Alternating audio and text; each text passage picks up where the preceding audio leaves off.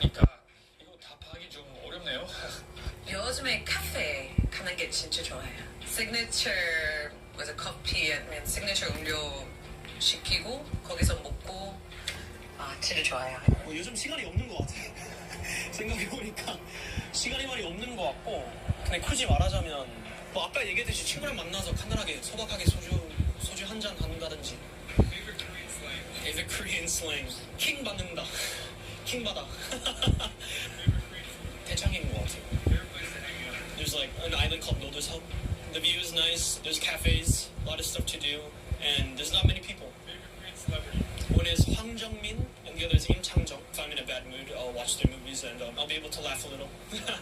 My favorite Korean slang these days is 똥 강아지. I think it's so funny, it's so cute. Favorite Korean food, there's so many. I think I always love to eat 조개구이 next to the beach in Busan in Gwangalli. I have a favorite restaurant there. It's just wonderful. Favorite place to hang out? Honestly, I gotta say the Han River. It's really fun to go there, bring some board games, get some beer, order a pizza, order some chicken on a nice summer day. Favorite Korean celebrity? I really like Choi Min-sik. I saw the movie 악마를 보았다, and I'm just blown away by his acting. I know him from Old Boy and from other movies like 신세계. He's just such an incredible actor. I like Cole.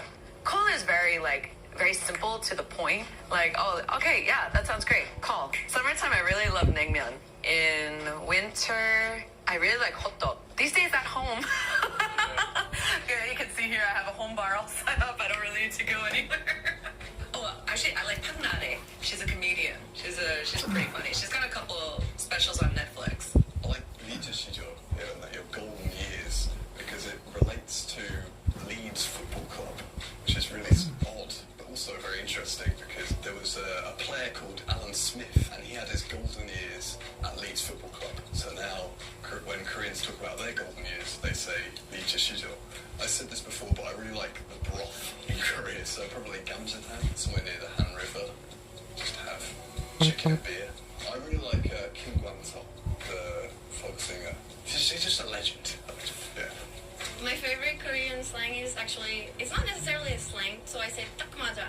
For some reason, I really like how it sounds. It makes a lot of sense for a lot of situations. There's not much, but if I were to point one, I would say 설렁탕. I actually really like Hongdae. I really enjoy hanging out in Hongdae. Kim Jae-jung. He was like my favorite idol. From 동방시기? I know it's so old, but if you're saying this Jae-jung, I went to your concert in Barcelona, and I said hi to you. You did this to me, so we're good. Yeah, he's my friend. Thank you. All right, bye-bye. Bye-bye. All right, see ya. It's been a pleasure. All right, everyone. Thank you so much for watching. Once again, I'm Sean Pablo. I hope you enjoyed this video. Also, if you're interested in me and my channel and you want to get updates if I do anything exciting, definitely sign up for my email list. I'll link it down below. Whenever I do anything exciting, an event, a class, some kind of new project, I will let you know. I will email you. So if you're interested, follow me, join my email list. Again, it's down below. All right, everyone. Thanks again for watching, and see you in the next video. Bye. Hey, guys. How's it going? It's Sean. So we're in the streets of Hongdae today, and we're going to find some foreigners here that are either working, traveling, or studying here, and we're going to give them a Konglish quiz. See if they know the meaning, have them guess what they think it means. This is going to be a lot of fun. I think you guys are going to really enjoy it. Also, if you're currently studying English, I highly recommend you join my channel membership. All right, then, let's begin. Let's do it. Hey, guys, where are you from? We're from the Netherlands. What are you doing in Korea? We're here for an exchange program. Cool. Yeah, studying. We're students. Oh, did you come over together? Yes. Okay, you're best friends. Okay. We're going to do a little Konglish test. Yeah, don't be scared. Don't be scared. Yeah, I'll just throw you the word. You just guess what you think it means in English. And if it's super hard, I'll give you a hint. Okay. This one's super easy. I'm sure you heard this before. One shot. One ton?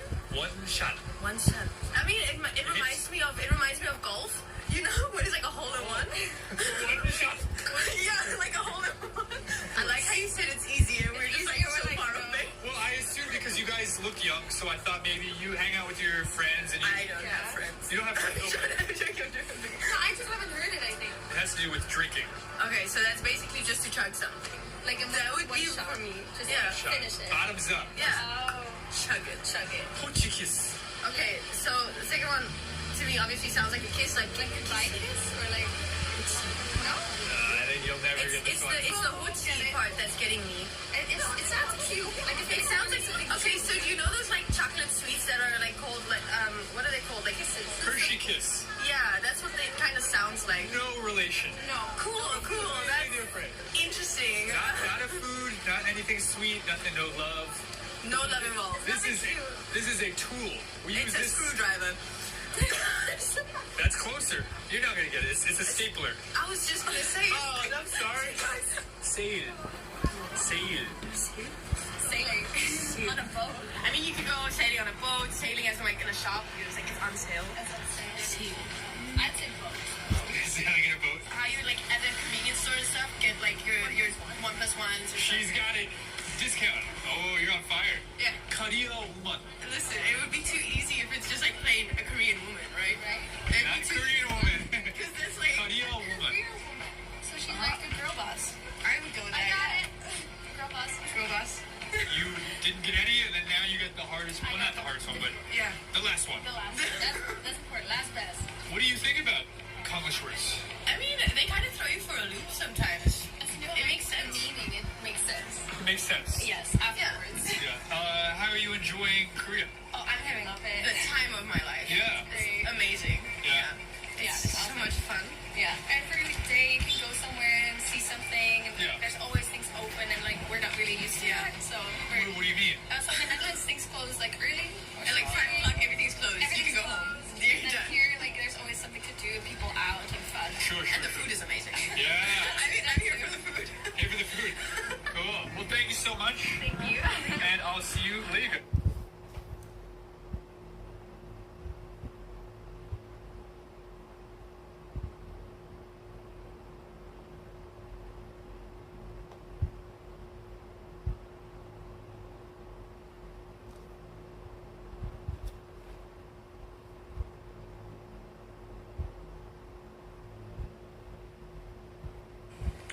And my conclusion, my observation from this is anybody can learn a second language in 6 months. How? There are 5 principles, or maybe a few more, but these are absolutely core. And before I get into those, I just want to talk about 2 myths. I want to dispel 2 myths. The first is that you need talent. Let me tell you about Zoe.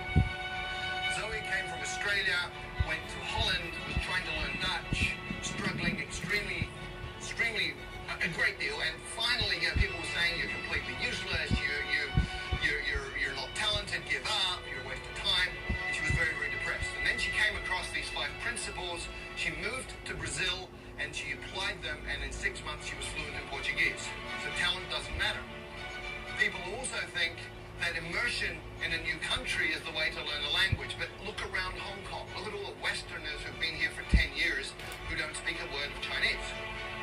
Look at all the Chinese living in America, Britain, Australia, Canada, who've been there 10, 20 years and they don't speak any English.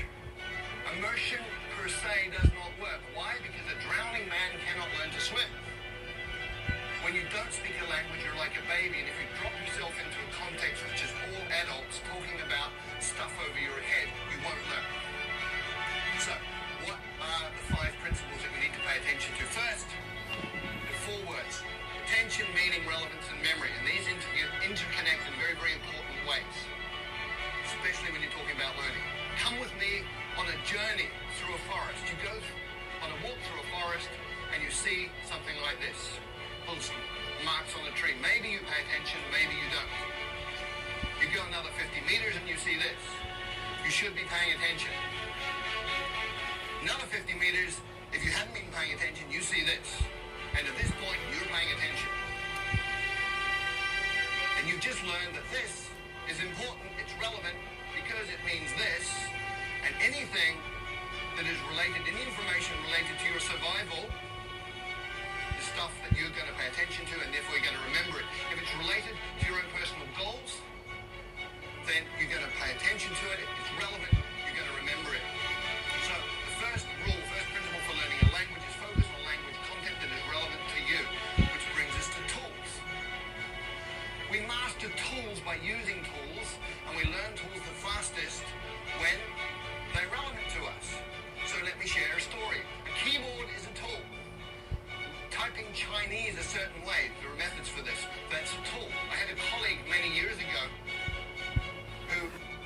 night school, Tuesday night, Thursday night, 2 hours each time, practicing at home. She spent 9 months and she did not learn to type Chinese. And one night we had a crisis. We had 48 hours to deliver a training manual in Chinese. And she got the job. And I can guarantee you, in 48 hours, she learned to type Chinese because it was relevant, it was meaningful, it was important. She was using a tool to create value. So the second principle for learning a language is to use your language as a tool to communicate right from day one, as a kid does. When I first arrived in China, I didn't speak a word of Chinese. And on my second week, I got to take a train ride overnight. I spent 8 hours sitting in the dining car talking to one of the guards on the train. He took an interest in me for some reason. And we just chatted all night in Chinese. And he was drawing pictures and making movements with his hands and facial expressions. And piece by piece by piece, I understood more and more. What was really cool was 2 weeks later, when people were talking Chinese around me, I was understanding some of this. And I hadn't even made any effort to learn that. What had happened, I'd absorbed it that night on the train, which brings us to the third principle. When you first understand the message, then you will acquire the language unconsciously. So, comprehension works. Comprehension is key. And language learning is not about accumulating lots of knowledge. In many, many ways, it's about physiological training. The one I know from Taiwan did great in English at school. She got A grades all the way through, went through college, A grades, went to the US and found she couldn't understand what people were saying. And people started asking her, are you deaf? And she was, English deaf. Because we have filters in our brain that filter in the sounds that we are familiar with, and they filter out the sounds of languages that we're not. And if you can't hear it, you won't understand it. If you can't understand it, you're not going to learn it. So you actually have to be able to hear these sounds. And there are ways to do that, but it's physiological training. Speaking takes muscle. You've got 43 muscles in your face. You have to coordinate those in a way that you make sounds that other people will understand. If you've ever done a new sport for a couple of days and you know how your body feels, hurts. If your face is hurting, you're doing it right. And the final principle is state, psychophysiological state. If you're sad, angry, worried, upset, you're not going to learn, period. If you're happy, relaxed, in an alpha brain state, curious, you're going to learn really quickly. And very specifically, you need to be tolerant of ambiguity. If you're one of those people who needs to understand 100% every word you're hearing, you will go nuts because you'll be incredibly upset all the time because you're not perfect. If you're comfortable with getting some, not getting some, just paying attention to what you do understand, you're going to be fine, you'll be relaxed, and you'll be learning quickly. So, there are 5 principles that you need to work with. If you do any of them, you're going to improve. And remember, these are things under your control as the learner. Do them all, you're going to be fluent in the second language in 6 months. Thank you.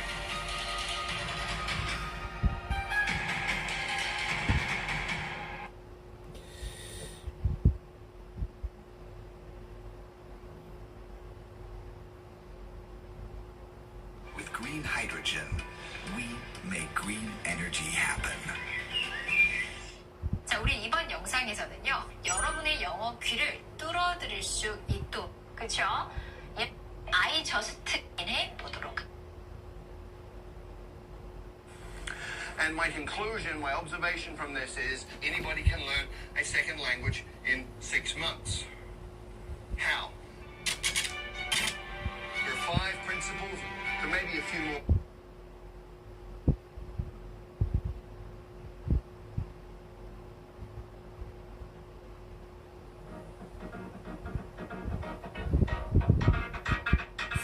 Mostly my family, they think that it's dangerous a little bit.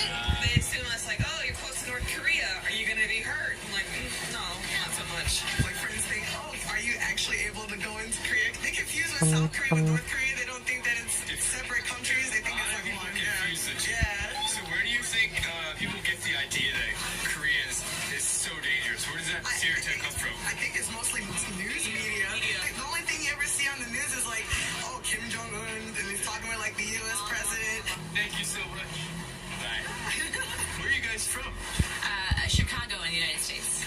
originally from London, living in Chicago with this one.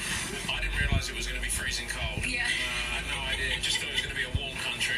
Also, didn't really think that anyone was going to be able to help us out speaking English. We thought we were just going to struggle badly and have to figure out how to speak in Korean in order to get by. But so far, in the few hours we've been here, everyone's speaking English.